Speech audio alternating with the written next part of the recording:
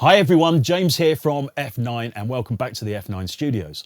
During the recent creation of F9 Electric Disco Beats, I came up with a fantastic workflow to give me some inspiration whilst I was just working on the drums. I was able to take stereo mastered files that I loved, remove the drums from them, and then actually use that as a music bed and then program over the top. I could then remove the track and have a brand new collection of beats. Now it's very, very powerful and the technology's only come about in the recent years. And I'm going to show you the entire workflow using Izotope RX9. This is vital if you do any kind of re-edit work, remixes of tracks that you love, or you just want to go into a new generation of sampling. Let's just dive straight in. So first of all, you need to get a piece of music into your DAW and in time with the internal sequencer. Now, I'm going to make an assumption that you know how to do this. I've picked one of the demos from the F9 Electric Beats pack, and the first thing I'm going to do, it's normalized, I'm going to bring the volume down because what we're going to do might involve some clipping a little bit later on if it's too hot. This is what it sounds like with the drums.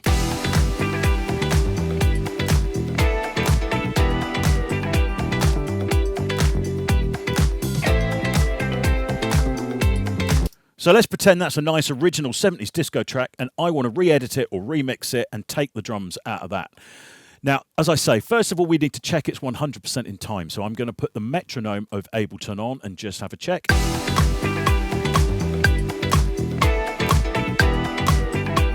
And we're going to skip to the end of the track. Now what we're going to do is I want it kind of into a brand new file that starts exactly at a bar front. This bit is really important and you'll see why later on. So to do that in Ableton, bearing in mind every DAW is slightly different, I'm actually going to freeze the track and then I'm going to flatten it and then I'm actually going to crop it. Now, those three steps in that order are really important in Ableton. I won't bother explaining why at the moment. You'll see when we actually get to this. Now that the file is actually cropped, I'm going to right-click on it and do Show in Finder. So here's our file. It's perfectly in time. It's chopped right up against a bar and it's been turned down a little bit. So I'm now going to open that with Izotope RX8. There it is, and you can see it's got all the drums in it. Okay, what I'm going to do is come up to the modules and we want Music Rebalance. So here's the music rebalance window. Let's have a quick look. You can control independent levels of the vocal, the bass, instruments, the percussion, and the other. So the first thing I'm going to do is I'm going to take all of the percussion out and I'm going to hit render. Now, rendering can take an awful lot of time when you've set it to best quality. So we're going to fast forward this bit. Okay, so it's done it and you can see visually it's dramatically changed. So now I'm going to save this off. I'm going to go to Save As in Izotope. I'm going to stick it on the desktop and we'll call it Broadway No Drums. Right, I've now got both files back in Ableton, and this is the reason why we have to make sure it starts exactly, the file starts exactly on that bar front, because then you know you can drop it back into Ableton in exactly the same place and it will be in time. So if I solo it now,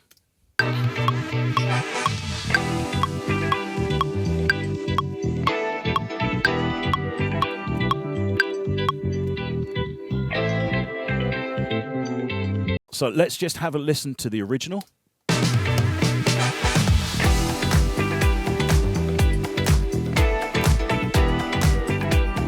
And our new file.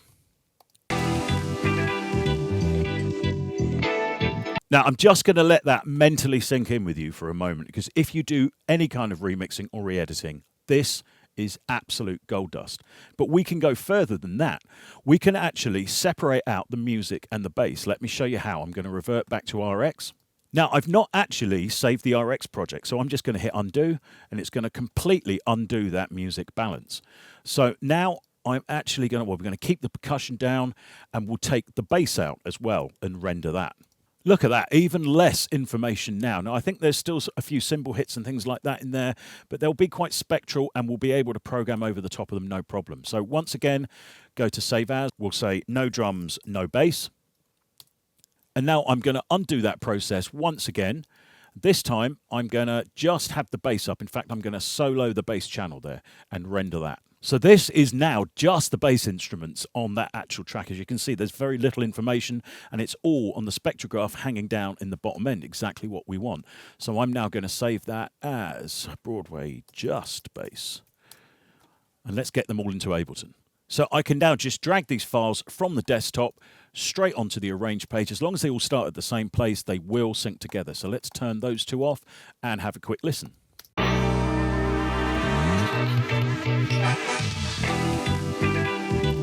So let's just check the music.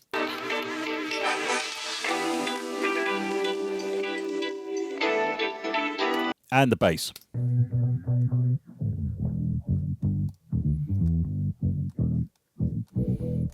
Now it's grunty, it's got a lot of overtones and stuff like that in there, but it is still a bass instrument that you can work with. Let me show you what we can do here. I'm going to go into the F9 Drum Tracks 1 Ableton Edition. Let's pick a Purist. Let's get the stems for this. And I'm just going to drop them straight on. I know, because I tried this earlier, that the toms in the rim don't quite work, but let's see what we can get. If we truck some house beats now straight over the top.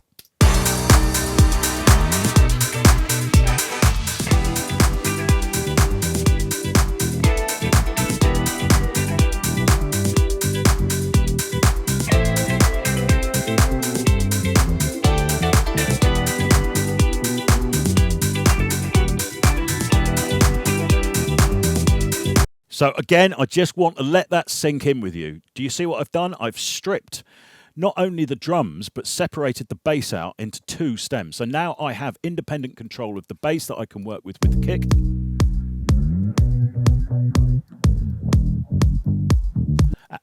And I can EQ it.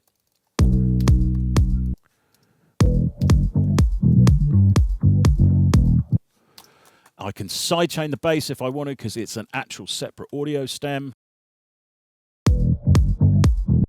And have a lot of fun.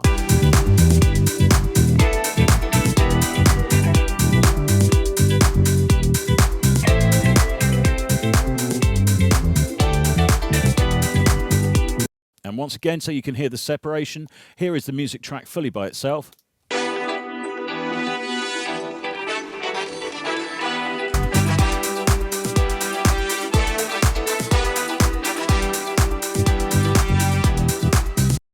Now, I'm pretty sure that you'll agree with me that this changes absolutely everything.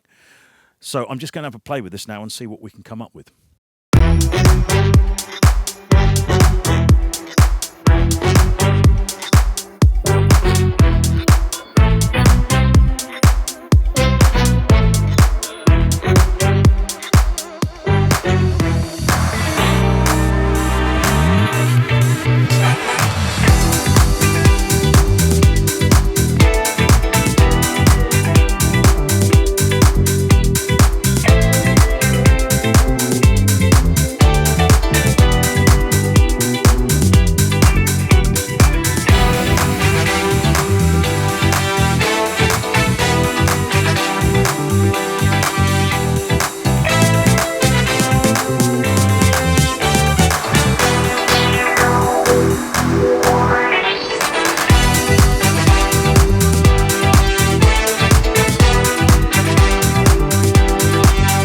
So how much fun does this look?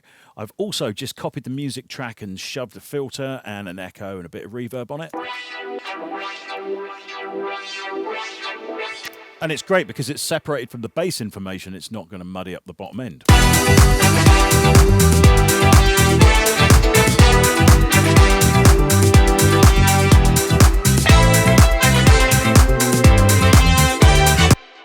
So there it is. It feels like a new era of sampling, isn't it? Please don't forget to respect copyrights. If you do take something that's on labels, make sure that you actually clear it. But it will also bring new life to an awful lot of your sample pack collections and all of the rest of it, and even some of your old tracks. If you're watching this on YouTube, don't forget to like and subscribe. If you're watching this on Facebook, give us a share, because let's face it, this is damn good fun. Your kick drums will get bigger if you do. Thanks for watching, and we'll get some more tips out as soon as we can. See you next time.